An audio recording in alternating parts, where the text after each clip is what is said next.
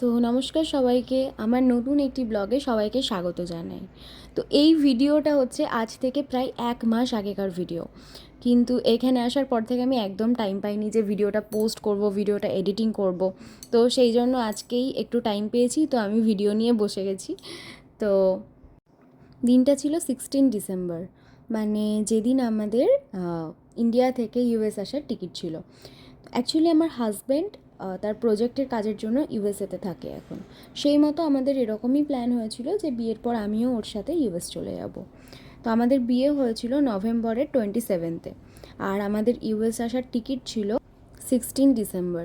তো সেই মতো এক রাশ মন খারাপ নিয়ে বাবা মাকে বাই বাই করে ফাইনালি আমরা ইউএস যাওয়ার জন্য রেডি।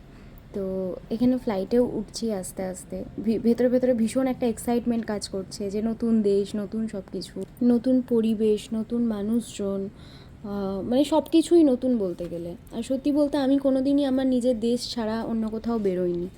তো সেই জন্য ভেতরে ভেতরে একটু এক্সাইটমেন্টও হচ্ছে, ভয়ও হচ্ছে, আবার বাবা মায়ের জন্য একটু মন খারাপও করছে, মানে একটা মিক্সড ফিলিং বলতে পারেন।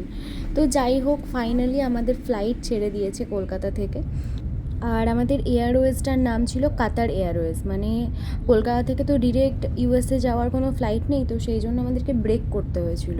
এই ফ্লাইটটা ফার্স্টে গিয়ে দাঁড়াবে দোহাতে, দোহা বা কাতার যেটাকে বলছে সেখানে। তারপর সেখান থেকে আবার সেম ফ্লাইট, সেম এয়ারওয়ে, কাতার এয়ারওয়ে, সেখান থেকে ইউএসএর ফ্লাইট।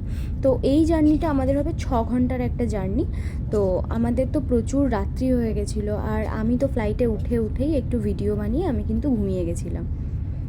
আর সত্যি বলতে এই সময়টা যখন জানলা দিয়ে বাইরের দিকে তাকাচ্ছি আর কলকাতা শহরটাকে দেখছি, তখন মনে হচ্ছে আমি জানি না কলকাতা তোমার সাথে আবার কবে দেখা হবে। মাঝখানে তো আমাদের খাবার দাবারও দিয়ে গেছিলো, কিন্তু সেগুলোর ভিডিও করা হয়নি। তো এবারে কাতারে নামবো করছি, কি সুন্দর লাগছে দেখুন চারিদিকটা। তো কাতারে নেমে তারপরে সমস্ত কিছু লাগেজ চেক ইন করে তারপরে আমরা আবার কাতার থেকে ফ্লাইটে উঠছি।